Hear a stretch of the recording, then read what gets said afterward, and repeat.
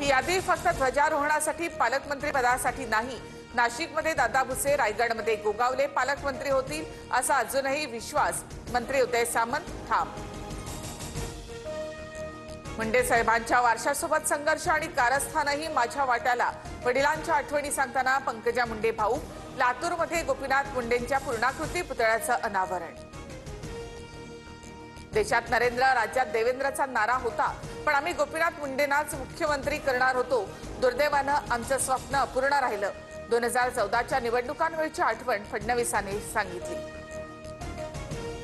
पुण्याच्या खेड तालुक्यामधील पाईटमध्ये भाविकांच्या गाडीचा भीषण अपघात। कुंडेश्वर महादेवाच्या दर्शनाला जाणारी पिकअप व्हॅन उलटून 9 महिलांचा मृत्यू, 35 भाविक जखमी।